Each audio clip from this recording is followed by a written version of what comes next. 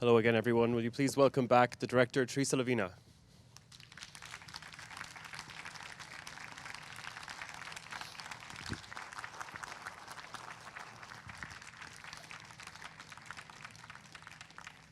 And I think we have some contributors as well. Yeah. We're gonna invite PJ to come over, PJ Haverty, and Caelainn Hogan. And is Jude around? Jude, are you there? Is he? What? Yeah, he's there. Yeah.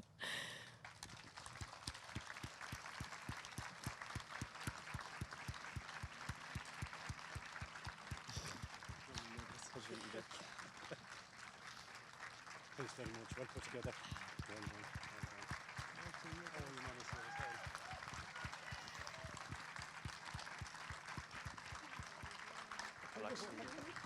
I'll move you guys this way and I'll stand over here. Thanks.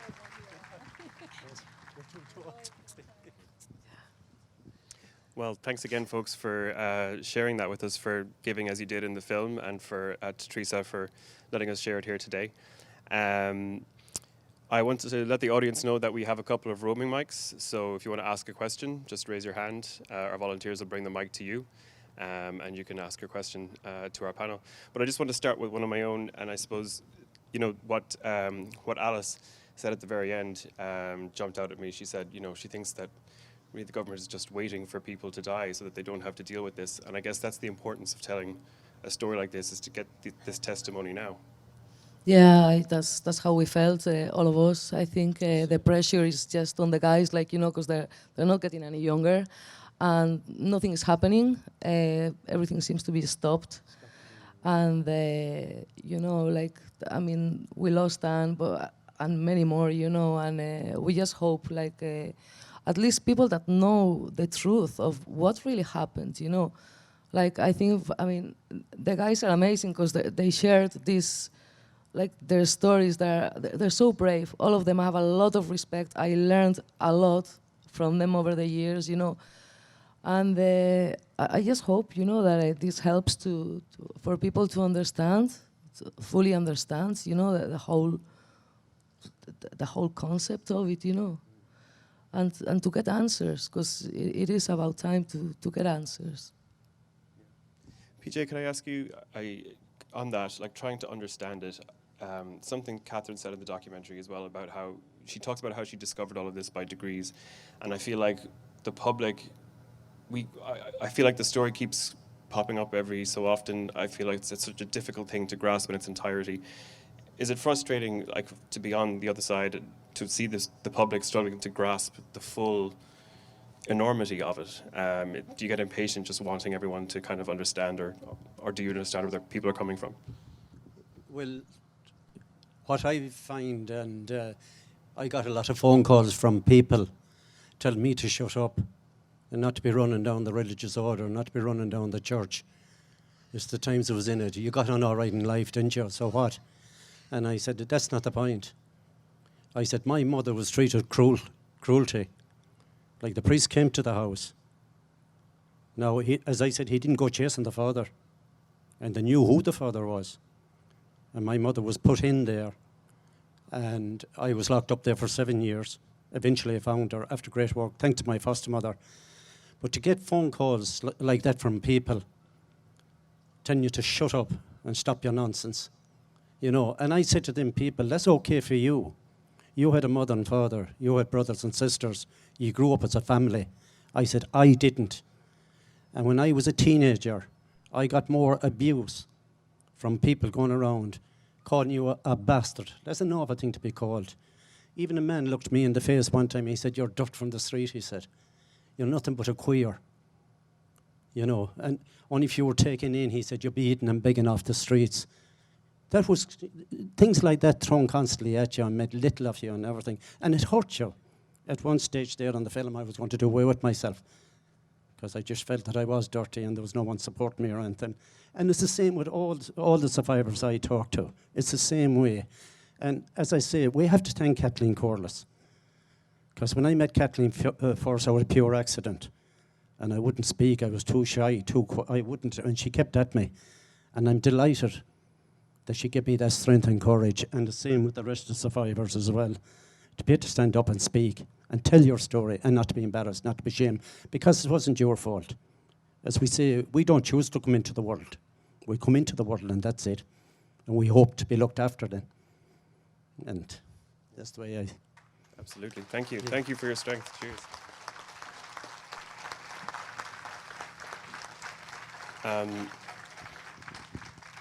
Jude, if I can ask you, something that you and PJ both speak about in the film is wanting to kind of get into the heads of these nuns or figure out where this mentality came from. And you talk about, it seems that you make a very good point about the fact that these homes seem to be set up as a place of punishment where, you know, you were sent there because you did something wrong, even though that was never the case. Yes, in a sense, there were people sent. I don't know, can you hear me? Yes, in a sense, some of these places were used for where people were sent for misdemeanors in courts. And in the same time, people who were born out of wedlock were sent to the same places. And they might as well have been treated, I felt they were treated just like, as if they were criminals. And as far as most of these institutions, once you were in these places, they treated you like a criminal. And you had to learn how to survive in these places. And otherwise, you were in trouble. You had to, there was no difference between whether whether you were a criminal or whether you were from it. They treated you as if you were just the same.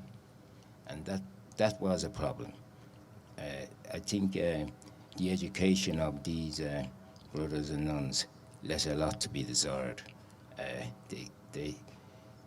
They had no empathy and understanding of what it was like in these places to be, and they thought it was their divine right to whip and beat everyone into submission.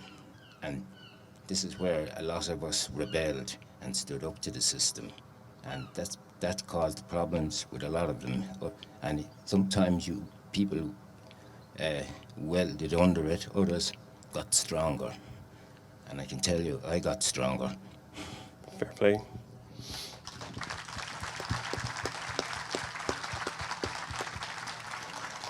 I wondered, Jude, if you can also tell us about the group that you head up, the Mixed Race Survivors group. There must be a lot more stories like yours.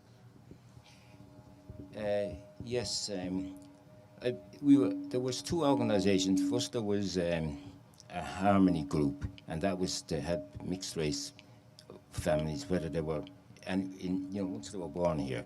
But then when the reports came out about the institution, a little group of mixed race came together and brought the group together to discuss some of the issues. Now, people mightn't be aware that there were a lot of problems with the mixed race people who were born in Ireland. And first of all, they didn't, like the whites, didn't have proper identity.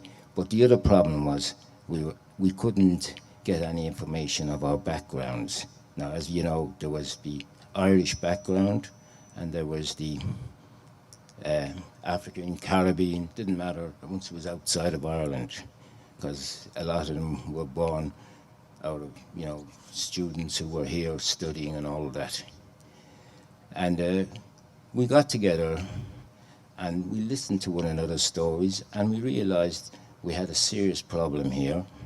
So we did have a meeting with the Justice Commission back in 2014, and that's when we set in motion how to deal with it. Now, one of the major problems most of us had was not getting our identities, papers and that. And I'm sure you heard me challenging Judge Murphy on how the government brought in these laws, redacting as well as, you can't get this information under Act this or under Act that.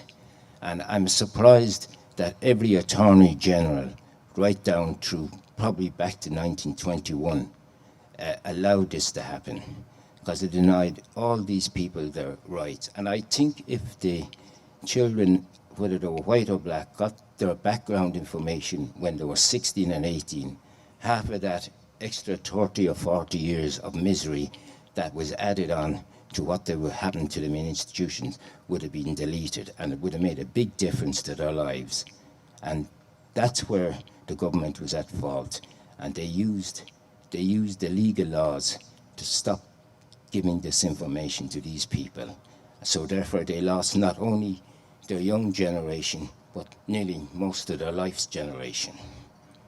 And as I said, some of these people, when they did find their mothers, they found that their mothers only died a month ago, and they spent 40 years looking for this. And that's what's so hurtful about this. And they could have had brothers and sisters, which they only found out when it was too late. Everything was almost too late. But a lot of us now have got more background of our identities, Irish and thing.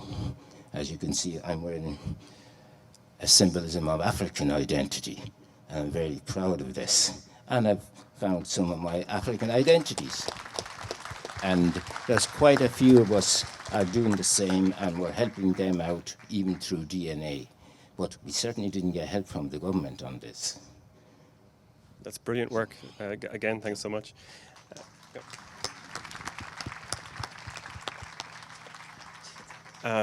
On late discoveries, actually, Teresa, you were telling me that Anne actually had a relationship, at least over email, with her mother in the end. Yeah, well, Sean and Alice can tell you that a little bit more, but yeah, like a few years ago, she went to meet her mother, but she was married to somebody, and that somebody wouldn't allow her to be in the house. So they basically said to her, until he passes, you're not welcome. And the sad part of it is, like, he passed in December, but this year gone, and Anne died in February.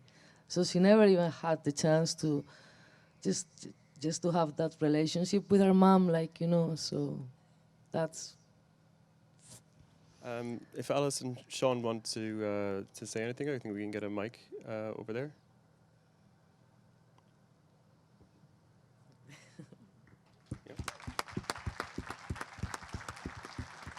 I want to especially thank Sean because he flew from New York this morning. He only landed at 5 a.m. to be here with us. So, thank you. What was the question? I suppose we just wanted to hear from Anne's children and your reaction to the film. I think Teresa got it bang on there. We would have known from an early age who Mum was fostered out to and what happened.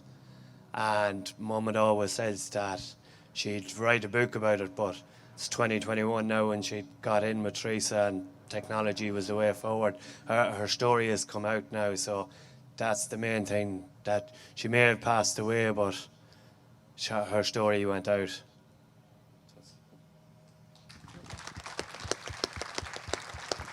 I think it was very important to acknowledge, like, who fostered and what happened to her. And it was very difficult, even Caelainn and myself, the last couple of weeks trying to find information, and Sean trying to get paperwork from Tuzla, and he was like, it's not going to happen. And Alice was going crazy also. And eventually, yeah, we did get the documentation to prove that she was fostered by Caelainn, like, you know, because we couldn't put the documentary out otherwise, like, you know. That was a struggle in itself, wasn't it? And even yourself, trying to get information from Tuzla, like they were saying to us, 18 months minimum. Remember, yeah. It'd take at least 9 months. Like, I rang up Merlin Park there as John McCaughlin, and he was saying, why did I want the information? I was pretty much told him, I says, it's personal, like, why would he even ask that question, that I'd have to produce Mum's birth cert, my own birth cert, passport. And I was like, right, I can email you all this. He says he's now working in the office. I go, I can email you all this. Technology's the way forward. He can send it out, and I have emailed it, and I'm still waiting on a response.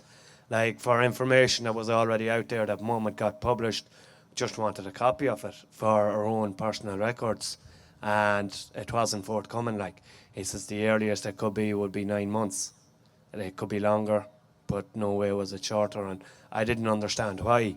if I could get a death certificate, a birth certificate and a passport sent on, that's everything, every line of inquiries met. And Caelainn, this is, as someone who's written extensively on this, this is obviously all part of a deliberate pattern of resistance that we can see on the part of the government. I think definitely there is an ongoing culture of secrecy around this. I think, like Jude says, people are still being denied access to their records. People adopted in this country still don't have the right to their own birth information. And many survivors are refused their own personal records or have them heavily redacted when they're sent back. So it's very difficult to see this ongoing sort of silencing of information and truth. And myself trying to corroborate the story and find documents, to prove that Anne was fostered by the Caelainn, it was very difficult. And I think a lot of survivors have spoken about their difficulties applying to TUSLA for records and continuously being denied to this extent that some say the state is redacting more records than the religious orders would have, that there's more secrecy on behalf of the state. Sort of many people say misusing GDPR and different legislation. So there has been a huge push for this to change. And I think, like Alice said so powerfully in the documentary, this doesn't stop with the survivors. This affects generations of families. Anna's passed away, but her family still needs answers and will still continue searching. So I think if the government thinks this is something, survivors often talk about, delay, deny, wait till we die. This isn't going away. And it's something that I think a lot of young people I speak to, having spoken about Republic of Shame, spoken about the book, they care a lot about this issue. They're not taking any of the excuses. They think it's wrong. They think something needs to be done. And there are so many survivors still looking for information, who might have the chance to reunite with their mothers or their siblings or families.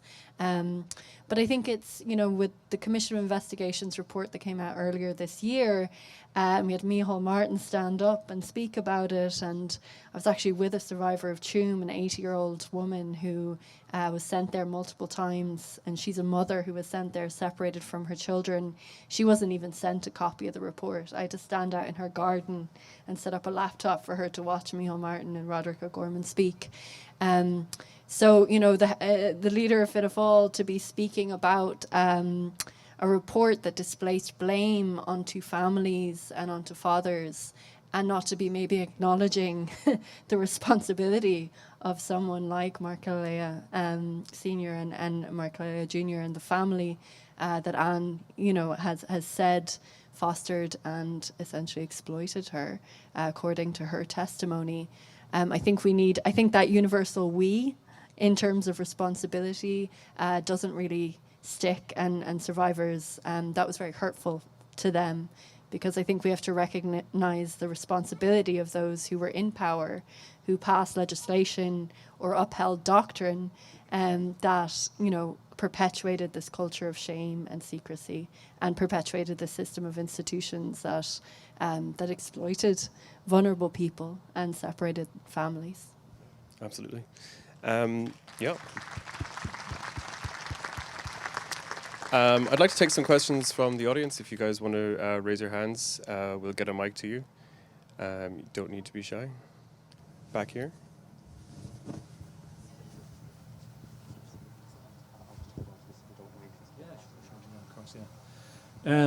My name is Ken McHugh. I'm the Dubliner who you hear on the film. I was that 16-year-old kid who was in St. Patrick's fixing a telephone, and the cheek of the report, I filled out a page and a half of the testimony, and it was reduced to a small sentence. They got everything wrong, changed my age, etc. But never mentioned the trauma that I felt. Yeah, I still feel it now. It's horrific. It's really got into me, and I'm 67 years old now, and it'll never leave me.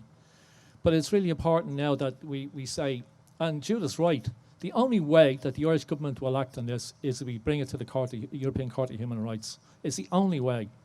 Now, I want to tell people who are of the Roman Catholic persuasion, just to let you know that this is going on in Canada as we speak.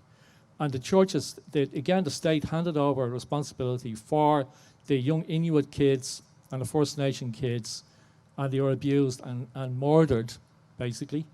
And now, we're suffering this again worldwide. Happened in Australia as well, by the way, with Aboriginal kids. Now, look, we need something done either by the European Court of Human Rights or the UN, because it's the only way we can resolve this. Now, I would appeal to people who are Roman Catholics. They go to the parish priests, go to the bishops, and please ask them to get the Roman Catholic Church, the Pope in Rome, to apologise for what went on in Canada, because it's the only church that hasn't apologised. The Presbyterians, the Methodists, they've all apologised. The Roman Catholic Church, completely blank, just as they did here. So let's do something about it now, okay? Thanks. Thanks, Ken.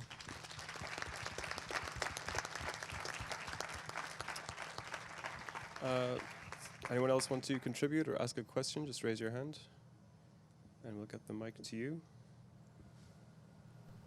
Yep, back here.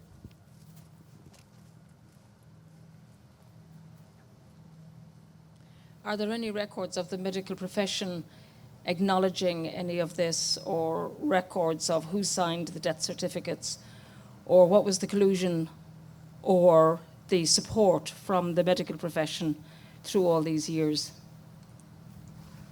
For me, or for Caelainn, you? Or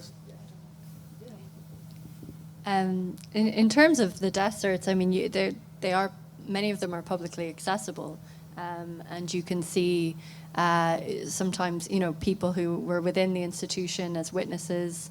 In the case of, and I think it's important to remember, this goes beyond Tuam.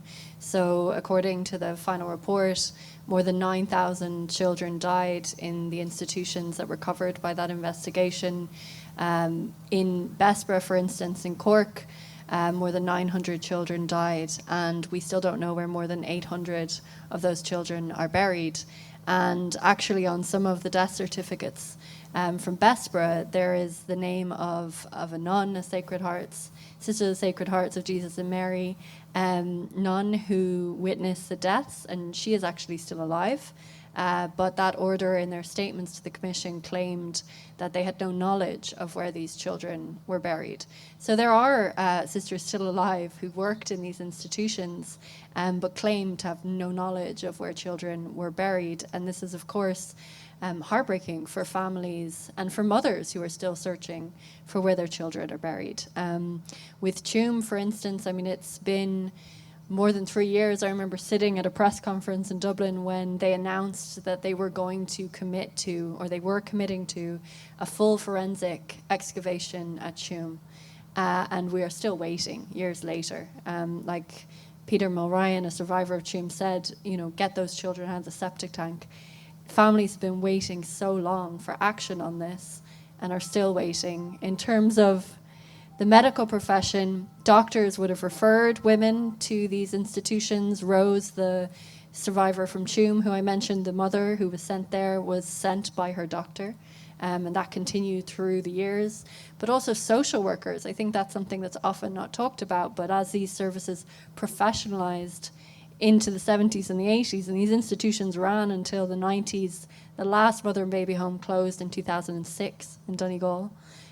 Social workers would have referred women to these institutions, women and girls, underage, girls, and so would have been very familiar with this system and operated within it. And I remember one social worker who worked in the largest mother and baby home institution in Ireland, St. Patrick's, compared it to sort of playing God, that control you had over adoptions and who got a child, and the way children were classified often according to their background.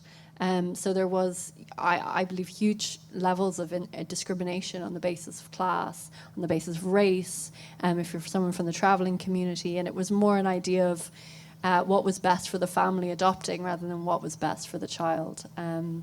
So I think it's important that we hear more from people within the medical profession and within social work, and so that we don't repeat those mistakes through those professions. Now, I actually met a nurse recently by complete accident who had worked in a hospital in Cork and remembered women coming in from Bessborough, and they were told not to speak to those mothers, and the mothers were sort of kept in a certain room And she was asked to stand for their children when they were baptized, and she refused to do it because she knew the mother was a few doors down in absolute floods of tears because she was being separated from her child. So I think those stories, there's so many stories still to be heard, and those stories are really important. Those testimonies are really important. I'd like to add on also, like, I mean, the fact that, like, say, if you were under 18, you wouldn't really go and complain and get your things. And as Anne said in the documentary, and she said to me, like, you know, I mean, by the time that she went over to talk to the social worker, like she said, she wasn't in her jurisdiction anymore. And I think that is important also because who under the age of 18 is gonna go at that time to a social worker to complain? You know, that would have not happened anyway, so just that. We'll take another question. If anybody wants to raise their hand. Sorry, I can't see that. No. I suppose, want to, by way of finishing up, ask you again, Teresa, about the pushback you talked about getting while making this film. Yeah, well, where do I start? Well, it was, well, first I was trying to acquire funds. I couldn't get funds from anyone. I applied many times to different places, nothing, and eventually I had to do the film by myself. I'm not an editor, so you can see some of the parts. You know, I'm not a sound recordist, or I'm not a sound post-production. So I mean, it was very difficult to take on board. So I apologize. You know, thanks. But yeah, the quality is not like what people are used to seeing. So, but I mean, at the same time, I had like, especially like, you know, the likes of PJ, like he's been with me for the last 3.5 years now. I've been an absolute pain to him, like, you know. And then like PJ and Walter there, Gabe was great, you know. I mean, Alice and Sean the same, Jude, like Ken over there, the Dubliner, you know. so everyone really backed me up, and that was beautiful because it was a very lonely kind of a project. Then Gavin, my husband, eventually, I don't know if I can tell this, I got threatened to be shot. So I'll just say it out loud, you know, I was threatened to be shot. And Gavin is there, he told me, you're not going out there on your own anymore. So he took over the sound. Then Manolo came on board. In 3 days, he had to color grade everything. So that was really difficult. And Gabriel also, like, you know, donated some of the tracks that they have to be put in properly, obviously. So I apologize about the post-production disaster of the movie, but I hope, as I said in the beginning, that you go home with a better understanding of these guys and about what really happened, which is what is important, you know. And thank you, Will, and the whole Film Flag for voice them, because at the end of the day, it's their movies, not mine. It's just their movie. Yeah, no, it's the survivors. I want to thank you for your hard work. In particular, Jude and PJ, thank you so much again for your strength and your bravery in telling your testimony. I hope this film goes far and wide from here. And thanks to Alice and Sean for being here as well, and Caelainn for continuing to do the good work and fight the good fight. I know we have so many more contributors and a couple of more survivors here as well. Unfortunately, COVID doesn't allow us to bring everyone up on the stage, but a round of applause for everyone here. Thank you all so much. I would also like to say in behalf of Catherine Corless, she apologized. Her husband has pneumonia and she couldn't make it because she was afraid of kind of catching something, bring it home, like, you know. So, but she was really happy with the way the movie came out. So just passing on the message. And I think PJ wants to say something. Yeah. I would just love this to go into the history books of Ireland, that the next generation coming will look back and see what was done to the women and children, because we were a Catholic country. We tried to cover everything. They brought soil into Tuam to cover the tanks. So for the next generation coming, they can look back on the history and see the way the women, children, you talk about 12, 13, 14, 15, 16 being raped. And we want to put that into the history books, for the future generation can look back and see what this government and the religious orders did in this country. I don't want it to go dead. I just want to keep it alive. And I hope that will happen. Absolutely. Thanks again for your contribution. I just want to say the very last mention, because I forgot this because I'm nervous, sorry. So Betty and Lucas out there, like, you know, their help was like unbelievable. 2 Erasmus students that came over and they were locked down with us, like, you know, and they were a great help. So I just want to just to acknowledge it, like, you know. it's such a, again, an enormous subject. I know the audience would probably like to ask a lot more questions, but that is all we have time for. But thanks again for presenting the film. Untold Secrets, everyone. Thank you.